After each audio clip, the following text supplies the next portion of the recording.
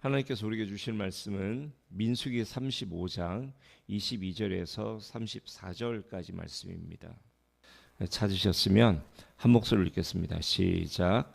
악의가 없이 우연히 사람을 밀치거나 기회를 엿봄이 없이 무엇을 던지거나 보지 못하고 사람을 죽일 만한 돌을 던져서 죽였을 때에 이는 악의도 없고 헤아려 한 것도 아닌즉 회중이 친자와 피를 보복하는 자 간에 이 규례대로 판결하여 피를 보복하는 자의 손에서 살인자를 건져내어 그가 피하였던 도피성으로 돌려보낼 것이요 그는 거룩한 기름 부음을 받은 대제사장이 죽기까지 거기 거주할 것이니라. 그러나 살인자가 어느 때든지 그 피하였던 도피성 지경 밖에 나가면 피를 보복하는 자가 도피성 지경 밖에서 그 살인자를 만나 죽일지라도 피 흘린 죄가 없나니 이는 살인자가 대제사장이 죽기까지 그 도피성에 머물러야 할 것임이라. 대제사장이 죽은 후에는 그 살인자가 자기 소유의 땅으로 돌아갈 수 없느니라. 이는 너희의 대대로 거주하는 곳에서 판결하는 규례라. 사람을 죽인 모든 자, 곧 살인한 자는 증인들의 말을 따라서 죽일 것이나 한 증인의 증거만 따라서 죽이지 말 것이요 고의로 살인 죄를 범한 살인자는 생명의 속전을 받지 말고 반드시 죽일 것이며 또 도피성에 피한 자는 대제사장이 죽기 전에는 속전을 받고 그의 땅으로 돌아가 거주하게 하지 말 것이니라. 너희는 너희가 거주하는 땅을 더럽히지 말라. 피는 땅을 더럽히나니 피 흘림을 받은 땅은 그 피를 흘리게 한 자의 피가 아니면 속함을 받을 수 없느니라. 너희는 너희가 거주하는 땅 곧 내가 거주하는 땅을 더럽히지 말라. 나 여호와는 이스라엘 자손 중에 있음이니라. 아멘. 도피성에 대한 부분은 우리가 어제 좀 다뤘기 때문에 오늘은 다른 걸 좀 보기를 원하는데요. 우리가 어제의 말씀에서도 보았던 것처럼 어제는 하나님께서 도피성이 너희를 위한 것임을 강조해서 말씀하시지 않았습니까? 오늘 말씀에서도 보면 동일하게 하나님은 한 가지 단어를 강조하고 계시는 것을 볼 수 있는데요. 우리 성경에 보면은 회중이라고 번역된 이 단어인데요. 이 단어가 우리 성경에는 한 번밖에 나오지 않지만 사실은 원문으로 보면은 3번이 사용되었습니다. 24절, 25절에서 3번이 사용됐는데요. 이 부분을 회중이라는 단어가 사용된 곳에 다시 이 단어를 넣어서 읽어보면 이렇습니다. 회중이 친자와 피를 보복하는 자 간에 이 규례대로 판결하여 회중이 피를 보복하는 자의 손에서 살인자를 건져내어 회중이 그가 피하였던 도피성으로 돌려보낼 것이요 그는 거룩한 기름 부음을 받은 대제사장이 죽기까지 거기 거할 것이니라. 어떻습니까? 지금 부지 중에 살인한 자가 죽지 않도록 하는데 가장 큰 역할을 해야 하는 사람이 누구라고 되어 있습니까? 하나님께서는 바로 회중이다라고 지금 말씀을 하고 계신 겁니다. 분명히 이 살인자가 부지중이든 실수든 어떻게든 사람을 죽였고 이 살인자가 도피성으로 도망을 했기 때문에 이 살인자가 어떻게든 자기의 무죄함을 증명해내고 스스로 자기의 생명을 보존해야 될 것이라고 우리는 보통 생각을 합니다만 하나님께서 오늘 말씀을 통해서 분명하게 우리에게 주시는 말씀은 회중이 그 살인자를 살려야 하고 회중이 그 살인자를 보호해야 한다라고 지금 말씀을 하고 계신 것입니다. 지금 도피성 제도라는 이 제도는요, 당시 고대 근동에서는 찾아볼 수 없는 매우 탁월한 그런 법입니다. 하나님은 이런 멋진 법을 만드셨지만 그 만들었다는 그 자체에서 끝내시는 분이 결코 아닙니다. 내가 이런 법을 만들어 줬으니 너희는 이 법을 지켜라. 여기에서 끝을 내시는 게 아니라 도피성을 만들었으니 너희는 그것을 어떻게든 도망을 쳐서 제주껏 스스로 너희들의 무죄를 입증해내고 스스로 생명을 보존하라고 이렇게 말씀하시는 것도 아닙니다. 신명기 19장 1절에서 13까지 말씀을 보면은요, 거기에도 똑같은 도피성에 대한 말씀을 하고 계시는데요. 거기에 보면 오늘 본문 말씀과 조금 다른 내용이 두 군데에 나타납니다. 첫 번째는 3절에서 도피성으로 향하는 길을 닦으라고 그렇게 말씀을 하시는 부분이 나오거든요. 여기에는 두 가지 의미가 있습니다.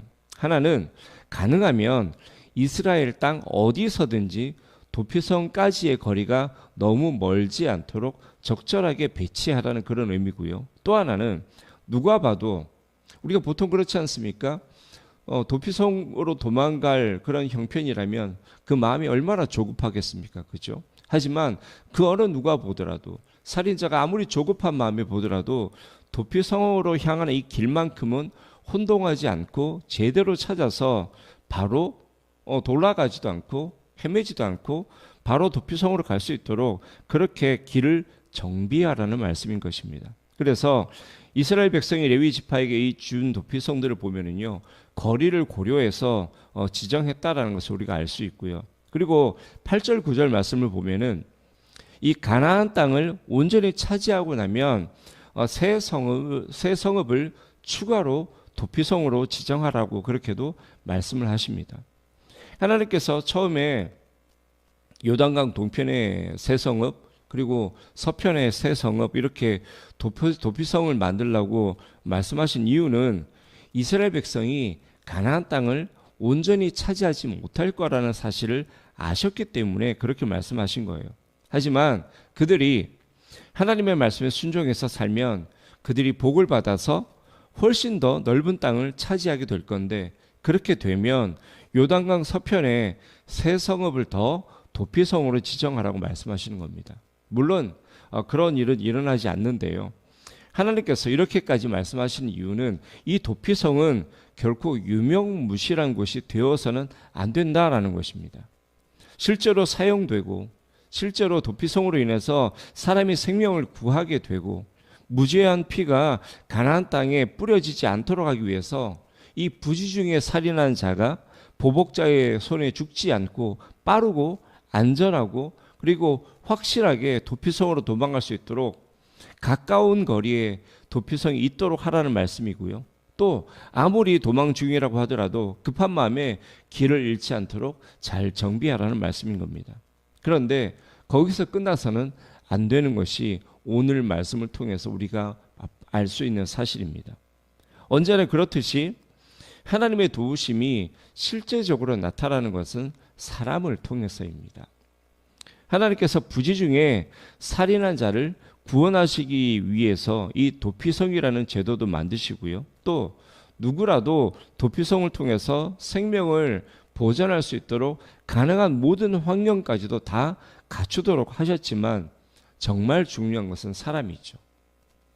하나님이 아무리 생명을 귀하게 여기시고 부지중에 살인한 자를 긍휼히 여기시기를 원하신다 하더라도 사람들이 그 살인자를 외면하면 그 살인자는요, 도피성으로 가는 중에도 죽임을 당할 수도 있을 뿐만 아니라 도피성으로 도망해서 그 안에 들어갔다고 해도 자기 생명을 보존하는 것은 장담할 수가 없는 것입니다. 그래서 하나님은 회중을 강조하고 계시는 거죠. 여기서 회중은요, 정확하게는 지도자들을 의미하는데요. 하나님께서 그 회중들을 향해서 회중이 친 자와 피를 보복하는 자 간에 이 규례대로 판결하라는 이 말씀은요, 이 회중들을 향해서 너희들의 역할이 있다라는 겁니다.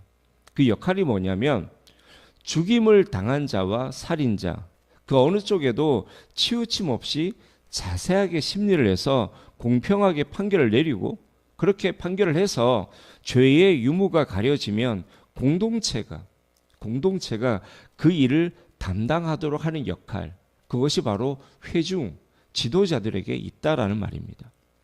유죄로 밝혀지면 공동체가 책임을 지고 살인자를 처형하는 것뿐만 아니라 무죄로 밝혀지면 공동체가 거기에 동의하고 살인자가 무죄하다는 것을 공동체 전체에 인식시켜야 되는 책임이 바로 이 지도자들에게 있다라는 거죠. 지도자들이 회중에게 그렇게 인식하고 받아들이도록 하고, 회중은 또 그렇게 인식하고 받아들여서 그 판결에 순종해야 된다라는 겁니다. 여기에는 피해자를 위로하고 유가족의 아픔을 달래는 것과 또한 그들이 이 재판의 결과를 받아들이도록 권면하는 역할도 포함되어 있습니다. 아무리 무죄하다고 판결이 난다고 해도 아픔과 상처까지는 사라지는 것은 아니지 않습니까? 오히려 더 억울하게 될 수 있죠. 그리고 또 무엇보다도 무죄 판결이 난다라고 해도 이 고엘 제도는 여전히 유효하기 때문에 그런 겁니다.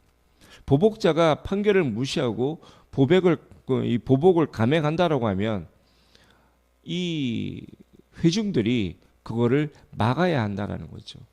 보복자가 보복하지 못하도록 살인자를 보호하고 살인자가 도피성까지 무사히 돌아갈 수 있도록 그렇게 하라는 거죠.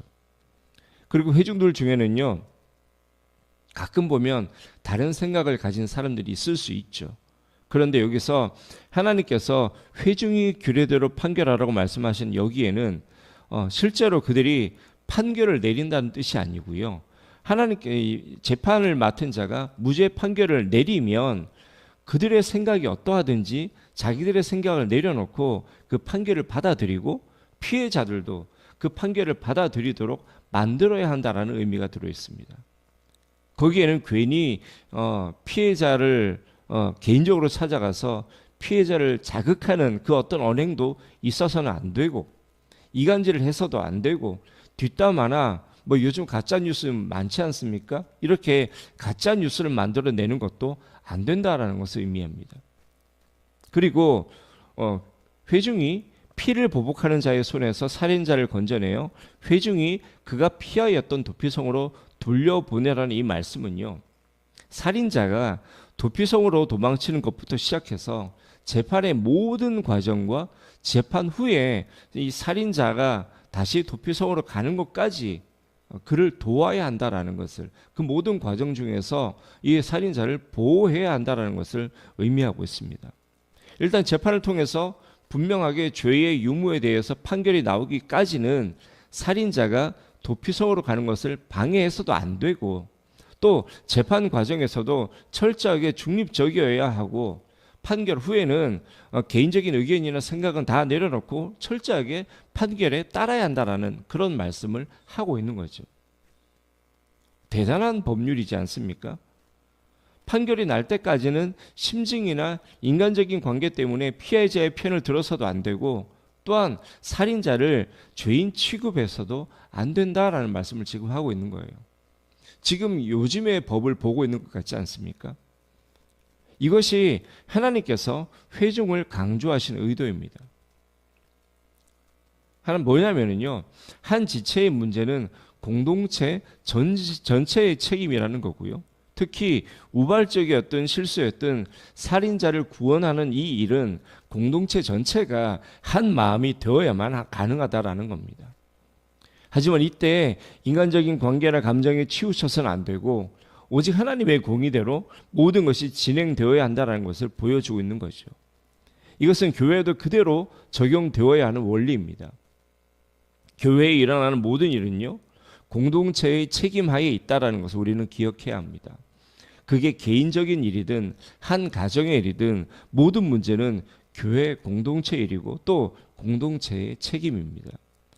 우리는 그리스도의 지체된 한 몸으로 부르심을 받았기 때문에 그런 거죠. 기쁘고 즐거운 일이면 좋겠습니다만 그런 일이 아니라 하더라도 아픔도 함께 해야 하고 슬픔도 나눠야 하는 것이 바로 교회라는 말입니다. 함께 기도하며 아픔을 이겨내고 함께 울며 슬픔을 털어내고 함께 힘을 모아서 문제를 해결해야 하는 것이 바로 교회입니다. 그게 지체이고 한 몸된 모습이다라고 오늘 말씀에서도 말씀하고 있는 거고요. 우리가 요한복음을 통해서도 분명하게 보고 있는 말씀이 바로 그 말씀인 거죠. 이게 어쩌면 이게 안 되면은요, 죽었다 깨어나도 교회는 성장할 수 없습니다. 이게 안 되면 그거는 교회가 아닌 거예요. 그냥 종교 단체인 거죠. 상식이지 않습니까? 온몸이 따로따로 노는데 그게 정상이겠습니까? 분명히 성경은 교회는 그리스도의 지체된 한 몸이라고 분명히 말씀하셨는데 한쪽 손이 병들었는데 다른 손이 전혀 모르고 전혀 상관도 안 하고 그러면 그 몸이 온전한 몸이라고 할 수 있겠습니까? 아주 심각한 문제가 있는 몸이 되는 거죠. 여러분, 어떤 일이 있어도 우리는 한 몸이라는 것을 잊지 마십시오. 다른 것은 다 있더라도 교회를 생각할 때마다 여러분 머리에서 가장 먼저 떠오르는 단어는 바로 하나라는 단어여야만 합니다. 우리는 한 몸된 교회, 누가 봐도 한 몸된 교회를 세우기 위해서 기도하고 수고하는 우리가 됩시다. 성령께서 하나 되게 하신 것을 힘써 지키는 그런 우리가 됩시다. 그래서 주님의 사랑으로 서로 섬기며 하나가 되는 그런 우리 성막교회가 성도가 되시기를 주님의 이름으로 축원합니다.